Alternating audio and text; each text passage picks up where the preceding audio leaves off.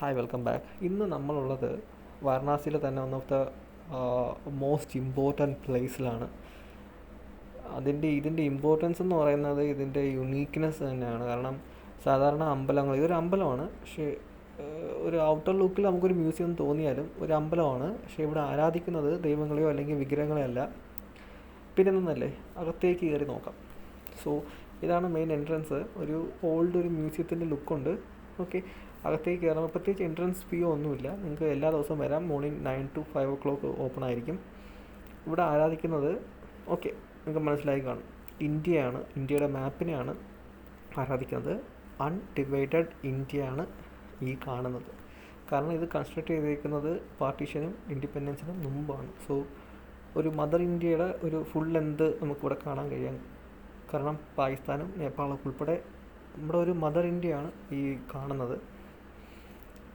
ഈ സ്ഥലത്തിൻ്റെ പേര് ഭാരത് മാതാ ടെമ്പിൾ എന്നാണ്. സോറി, ഞാൻ ആദ്യമേ അത് പറയേണ്ടതായിരുന്നു, just മിസ്സായിപ്പോയി. Okay, Bharat Mata temple എന്നാണ് ഇതിൻ്റെ പേര്.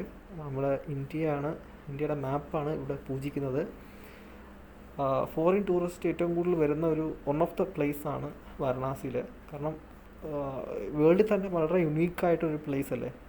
ഒരു മാപ്പിനെ അല്ലെങ്കിൽ ലാൻഡ്സ്കേപ്പിനെ ഒരു ദൈവമായിട്ട് ആരാധിക്കുകയും അതിനായിട്ടൊരു ടെമ്പിൾ നിർമ്മിക്കുകയും ചെയ്യുക എന്ന് പറഞ്ഞാൽ ഇറ്റ്സ് യുണീക്ക്നെസ് തന്നെയാണ്, യുണീക്കായിട്ടൊരു പ്ലേസ് തന്നെയാണ്. ഇന്ത്യയിൽ ഇങ്ങനെ വേറെ ഒരു അമ്പലം ഉണ്ടോ എന്ന് എനിക്കറിയത്തില്ല. ഇത് സ്ഥിതി ചെയ്യുന്നത് വെച്ച് കഴിഞ്ഞാൽ മഹാത്മാഗാന്ധി വിദ്യാപീഠ് ക്യാമ്പസിനകത്ത് തന്നെയാണ്. BHU ഒരു 6 കിലോമീറ്റർ, പിന്നെ റെയിൽവേ സ്റ്റേഷനിൽ നിന്നും ഒരു 5-6 കിലോമീറ്ററിനടുത്ത് ഒരു അത്രയൊക്കെ ആസ്പാസൊക്കെ വരത്തുള്ളൂ.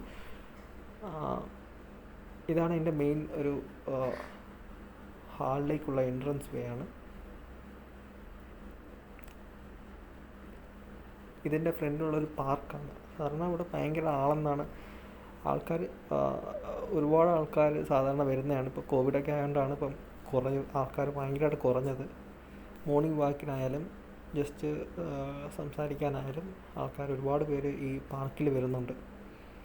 ഇന്ന്